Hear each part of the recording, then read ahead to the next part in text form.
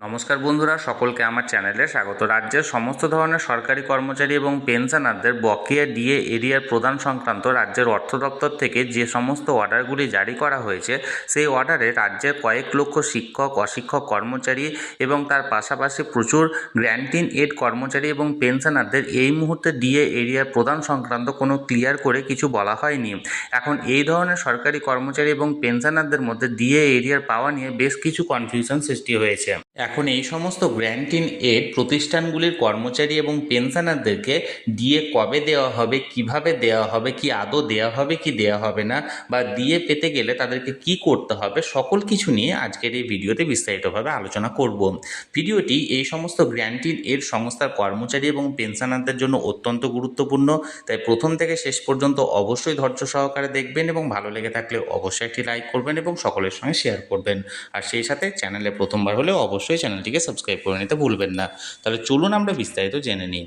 শিক্ষক সহ সকল গ্র্যান্ট ইন এড কর্মচারীরা বকেয়া ডিএ এরিয়ার পাবেন কি পাবেন না, সেই বিষয়ে আমি সর্বপ্রথমে মাননীয় মুখ্যমন্ত্রীর যে সোশ্যাল মিডিয়া পোস্ট, সেই পোস্টটি শেয়ার করব। দেখুন, এটি মাননীয় মুখ্যমন্ত্রীর অফিসিয়াল ফেসবুক পেজ। এখানে উনি লিখেছেন, I am happy to announce that our Ma Mati Manush government has delivered on its promise to all its employees and pensioner. অর্থাৎ আমি খুশি এটা ঘোষণা করতে পেরে যে আমাদের মামাটি মানুষের সরকার সমস্ত ধরনের এমপ্লয়ি এবং পেনশনারদেরকে দেওয়া কথা রাখতে পেরেছে। And to lack of our teachers and non teaching staff, এবং লক্ষ লক্ষ শিক্ষক এবং অশিক্ষক কর্মচারী অফ আওয়ার এডুকেশনাল ইনস্টিটিউশন, অর্থাৎ আমাদের শিক্ষা প্রতিষ্ঠানগুলির, as well as employees and pensioner of our other grant in aid institution like panchayat, municipal bodies, other local bodies etcetera. এবং প্রচুর কর্মচারী এবং পেনশনার বিভিন্ন গ্র্যান্ট ইন এড ইনস্টিটিউশন যেমন পঞ্চায়েত, মিউনিসিপ্যাল বডিজ এবং লোকাল বডিজ প্রভৃতির, they will start receiving their ROPA 2009 DA arrear from March 2026 onward as per modalities detailed out in our notification issue by our finance department.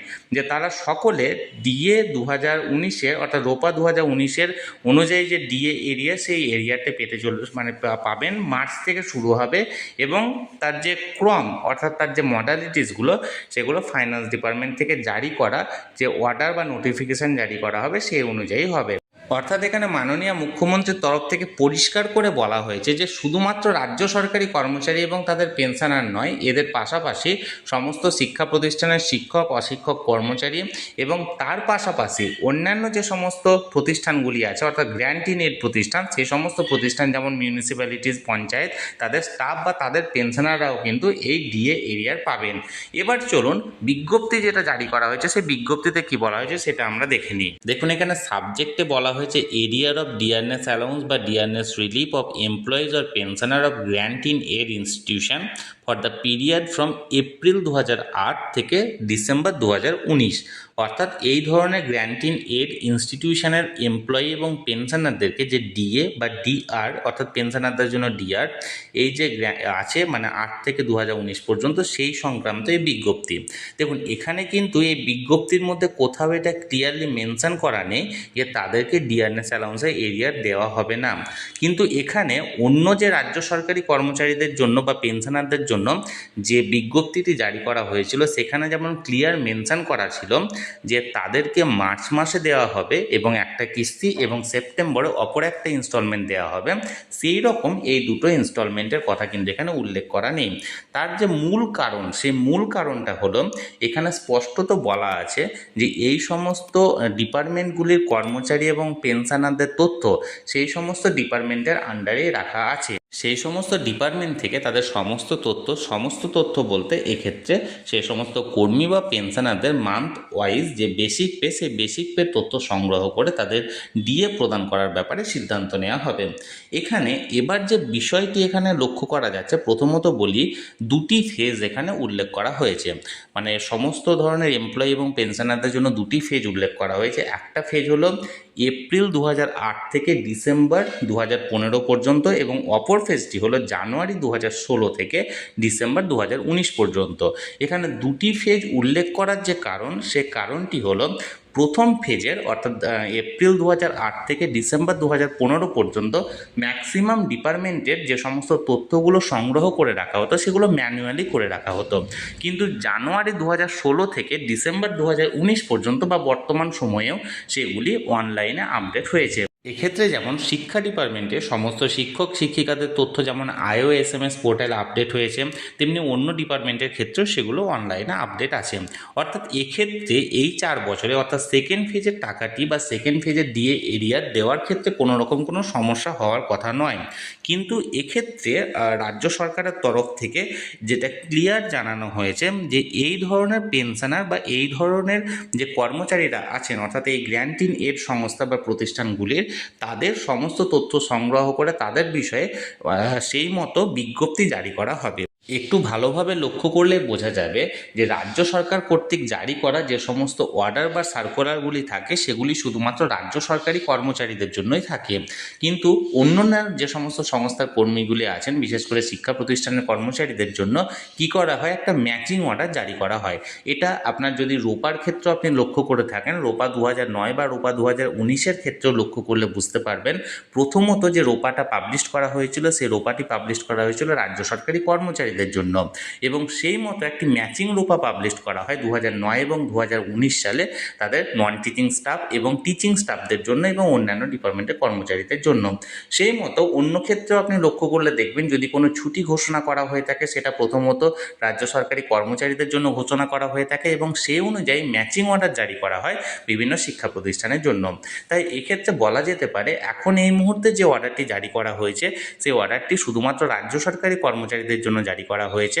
এখন সমস্ত তথ্য সংগ্রহ করে সেই মতো একটা ম্যাচিং অর্ডার জারি করা হবে রাজ্যের যে সমস্ত গ্র্যান্ট ইন এড সংস্থা বা প্রতিষ্ঠানগুলির কর্মচারী আছে বা যে সমস্ত পেনশনাররা আছেন তাদের জন্য। সুতরাং এখানে ভয় পাওয়ার মতো কিছু নেই, কারণ আপনারা যখন এখানে লক্ষ্য করলে এখানে দেখতে পাবেন 2 নম্বর পয়েন্টে এখানে ক্লিয়ার লেখা আছে, as the details of such employees and pensioner of such institution are with the respective administrative department and or entitled under their administrative control। অর্থাৎ এই ধরনের ডিপার্টমেন্টের এমপ্লয়ি এবং পেনশনাররা তাদের নির্দিষ্ট ডিপার্টমেন্টের আন্ডারেই থাকে এবং তাদের সমস্ত তথ্য এই সমস্ত ডিপার্টমেন্টের আন্ডারেই কন্ট্রোলে থাকে। Such authenticated details of pay and allowance, অর্থাৎ তাদের সেই সমস্ত পে অ্যান্ড অ্যালাউন্সের ডিটেলস বা pension of each employee or pensioner of grant in aid institution বা গ্র্যান্ট ইন এড ইনস্টিটিউশনের যে সমস্ত পেনশনার বা এমপ্লয়ীদের সমস্ত তথ্যগুলি for the period from January 16 to December 2019 may be compiled at the earliest by the respective administrative department, including the details of dearness allowance and dearness relief actually granted to them in each month। অর্থাৎ এই জানুয়ারি 2016 থেকে December 2019 পর্যন্ত তাদের সমস্ত compiled অর্থাৎ সংগ্রহ করা হবে অ্যাট দ্য আর্লিয়েস্ট মানে যত তাড়াতাড়ি সম্ভব তাদের সেই রেসপেক্টিভ অ্যাডমিনিস্ট্রেটিভ ডিপার্টমেন্টের কাছ থেকে, এবং including the details of dearness allowance, এবং সে তার সাথে ডিএর পরিমাণও এখানে কিন্তু সংগ্রহ করা হবে বা ডিআর যেটা অর্থাৎ পেনশনারদের ক্ষেত্রে ডিআরও সংগ্রহ করা হবে actually granted to them in each month, যেটা তাদেরকে অ্যাকচুয়ালি গ্র্যান্ট করা হয়েছে প্রত্যেকটা মাসে। অর্থাৎ এখানে কিন্তু ক্লিয়ারলি কোথাও মেনশন করা নেই যে এই গ্র্যান্ট ইন এড সংস্থার কর্মীরা ডিএ এরিয়ার পাবেন না। এখানে বলা হয়েছে যে তাদেরকেও দেওয়া হবে, কিন্তু তাদের তথ্যগুলো এখনও পর্যন্ত কিন্তু সংগ্রহ করা নেই। সংগ্রহ করে যত তাড়াতাড়ি সম্ভব তাদের নির্দিষ্ট ডিপার্টমেন্ট থেকে সংগ্রহ করে তাদের জন্য একটা ম্যাচিং অর্ডার জারি করা হবে। দেখুন, the modalities of release of arrear of dearness allowance বা dearness relief as applicable may be notified by the respective administrative department thereafter with the concurrence of finance department থেকে সেই মতো একটা matching order এখানে জারি করা হবে। তাহলে বন্ধুরা, এক্ষেত্রে রাজ্যের যে সমস্ত গ্র্যান্ট ইন এড সংস্থা যে সমস্ত কর্মচারী বা পেনশনাররা আছেন তাদের ভয় পাওয়ার মতো এই মুহূর্তে এখনও পর্যন্ত কোনো কিছু ঘোষণা করা হয়নি। তারাও এখানে ডিয়ারনেস অ্যালাউন্সের বকেয়া পাবেন, তবে তাদের ক্ষেত্রে এই মুহূর্তে সময় সাপেক্ষ লাগছে, কারণ তাদের ক্ষেত্রে এই মুহূর্তে এখনও পর্যন্ত মার্চ মাসেই যে তারা পাবেন সেরকম কিন্তু নয়, কারণ মার্চ মার্চের মধ্যে এখানে কিন্তু কোথাও বলা নেই। তার সাথে সাথে ভোট যেহেতু ঘোষণা করা হয়ে গেছে, এখন সমস্ত ডিপার্টমেন্টের কর্মচারীরা এই ভোট গ্রহণের কাজে ব্যস্ত হয়ে পড়বেন, তাই একটু সময় সাপেক্ষ তাদেরগুলো কিন্তু আপনারা পাবেন। তার সাথে সাথে মাননীয় মুখ্যমন্ত্রীর যে পোস্ট আমি শেয়ার করেছিলাম সেখানে কিন্তু ক্লিয়ারলি উল্লেখ ছিল সকলেই ডিএ এরিয়ার কিন্তু পাবেন, তাই এখানে ভয় পাওয়ার মতো কিছু নেই। তাহলে বন্ধুরা, যে অর্ডার জারি করা হয়েছিল এবং সেই নিয়ে যে কনফিউশন তৈরি হয়েছিল সেই নিয়ে আমি বিস্তারিত জানানোর চেষ্টা করলাম। এই ব্যাপারে যদি আপনাদের কোনো প্রশ্ন থাকে অবশ্যই কমেন্ট করবেন। ভিডিওটি ভালো লেগে থাকলে অবশ্যই একটি লাইক করবেন এবং সকলের সঙ্গে শেয়ার করবেন, আর সেই সাথে চ্যানেলে প্রথমবার হলে অবশ্যই চ্যানেলটিকে সাবস্ক্রাইব করে নিতে ভুলবেন না। ধন্যবাদ, দেখা হচ্ছে পরের ভিডিওতে।